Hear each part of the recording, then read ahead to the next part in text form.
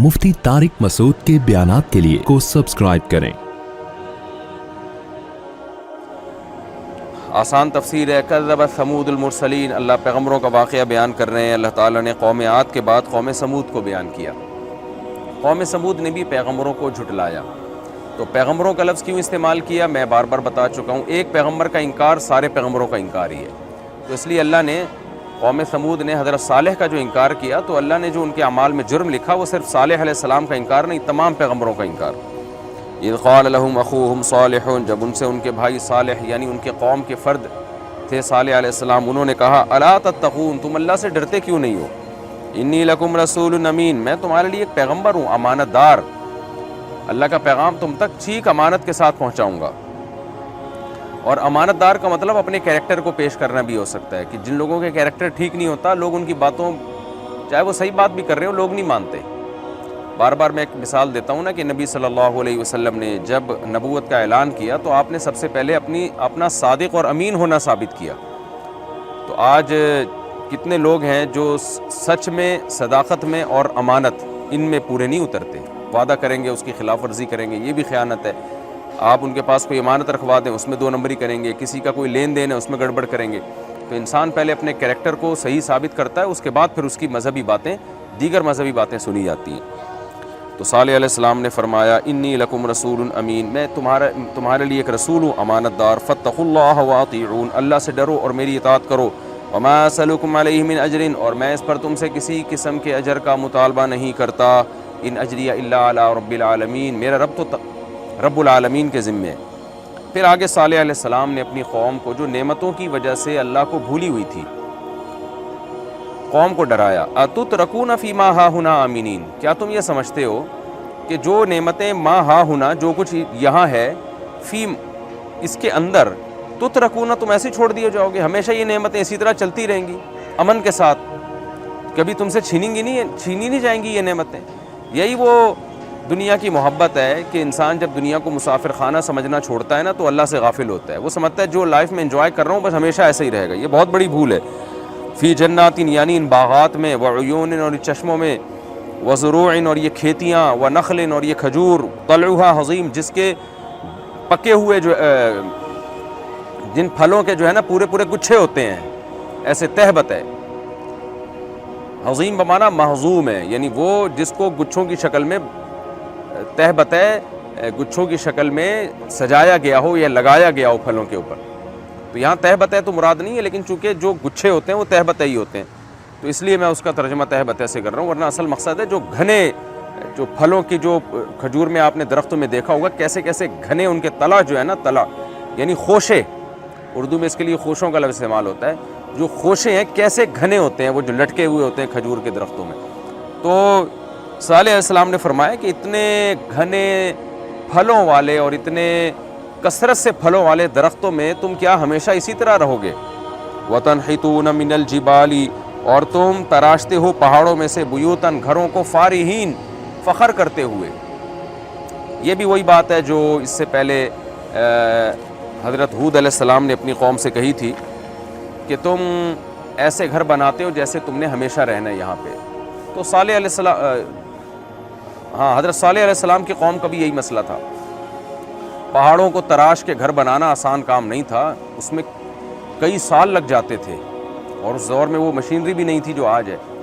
इसकी ज़रूरत भी नहीं थी कि इतने मजबूत घर बनाए जाएं, लेकिन सिर्फ शोबाजी में कि मेरा महल है और इतना बड़ा महल है। हालांकि मौत तो सर पे खड़ी है, चंद सालों के बाद आपने मर जाना है, लेकिन सिर्फ शोबाजियों के लिए अपनी ज़रूरत नहीं देख रहे कि ज़िंदगी कितनी, ज़रूरत कितनी, बस ये देख रहे हैं कि मजबूत कितना मकान है। और उस पर आज देखें क्या फ़ख्र कर रहे होंगे, वो सदियों हो गई उनको मरे हुए। तो कहने लगे कि बुयूतन फारिहीन, तुम फ़ख्र करते हुए पहाड़ों में घर तराशते हो, यानी ये भी इसकी अलामत है कि तुम ये समझते हो कि नेमतों में तुम हमेशा रहोगे। पहले सालेह अलैहिस्सलाम ने ये फरमाया ना कि क्या तुम इन नेमतों में हमेशा रहोगे, अब उसकी दलील दे रहे हैं कि तुम घर ऐसे बनाते हो जिससे लगता है कि तुमने हमेशा रहना है यहाँ पे। फत्तकुल्लाह व अतीऊन, पस अल्लाह से डरो, मेरी इताअत करो। वला तुतीउ अमरल मुसरिफीन, और कौम में जो हद से तजावुज़ करने वाले लोग हैं उनकी बात मत मानो, यानी कौम के जो सरदार लोग हैं और तुम्हें हक़ के रास्ते से दूर करने वाले लोग जो हमेशा फ़साद में चाहते हैं, इस्लाह की बात कभी नहीं करते, ان لوگوں کو فالو مت کرو، میں اصلاح کی بات کر رہا ہوں، مجھے فالو کرو۔ الذین یفسدون فی الارض ولا یصلحون، یہ لوگ وہ لوگ ہیں جو زمین میں فساد مچاتے ہیں اور اصلاح نہیں کرتے۔ قالوا انما انت من المسحرین، قوم جواب میں کہنے لگی کہ آپ تو صرف ان لوگوں میں سے ہے جن پر جادو کر دیا گیا ہے۔ اب دیکھیں کیا جادو کی کوئی بات بنتی ہے یہاں پہ۔ تو جو فسادی لوگ ہوتے ہیں نا، ان کا کام ہے پروپیگنڈا کرنا، وہ کسی بھی طرح سے پروپیگنڈا کا موقع ملا وہ کرتے ہیں۔ ما انت الا بشر مثلنا، آپ نہیں ہیں مگر ہماری طرح کے انسان۔ فاتی بآیۃ ان کنت من الصادقین، آپ کوئی بڑی نشانی لے آئیں اگر آپ سچوں میں سے ہیں۔ وہ بڑی نشانی کیا ہے؟ انہوں نے کہا کہ یہاں سے اونٹنی نکال کے دکھا دیں، جیسے کہ دوسرے مقام پر ہے۔ تو فوراً پہاڑ سے اونٹنی نکل گئی، لیکن جب اونٹنی نکلی ہے تو اللہ نے یہ جو معجزہ ان کو دکھایا، تو پھر اللہ بڑی آزمائش میں بھی ڈال دیتا ہے لوگوں کو کہ جب تم نے اپنا منہ مانگا معجزہ، تم نے جو ہے نا منہ مانگا معجزہ ہم نے تمہیں دے دیا ہے، تو اب تمہیں بھی ایک آزمائش ہے تمہارے اوپر، کیونکہ اب یہ غیب کا معاملہ نہیں رہا۔ اب یہ ہے کہ یہ اونٹنی ایک دن پانی پیے گی، اس دن تمہارے جانوروں کو قریب آنے کی اجازت نہیں ہے، پھر دوسرے دن جب تمہارے جانور پیئیں گے یہ اونٹنی نہیں پیے گی۔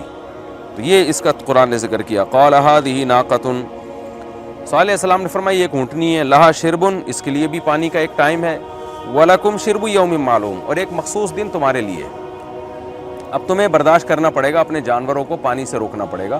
تو وہ قوم ڈر گئی اور پریشان بھی ہو گئی۔ اب ان کو یہ بھی تھا کہ یار یہ ہمارے سامنے پہاڑ سے اونٹنی نکلی ہے، تو کوئی واقعی ایسا نہ ہو کہ یہ اللہ کی اونٹنی ہو اور اب ہم اس کے ساتھ برا کریں تو ہم پر عذاب نہ آ جائے۔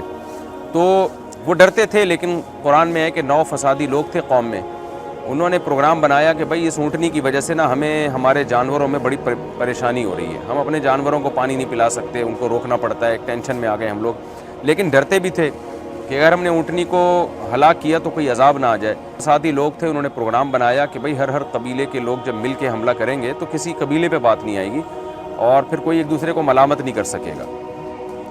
باقی چاہ رہے تھے کہ یہ جرم اپنے ذمے لے لیں تاکہ ہم بھی بچیں اس مصیبت سے۔ تو اب آپ کہہ سکتے ہیں کہ اللہ تعالیٰ نے ان کو یہ آزمائش میں کیوں ڈالا؟ تو بھائی انہوں نے وہ نہ مطالبہ کرتے نا، غیب پر معاملہ رکھتے تو اللہ اور مہلت دے دیتا ان کو سوچنے کے لیے۔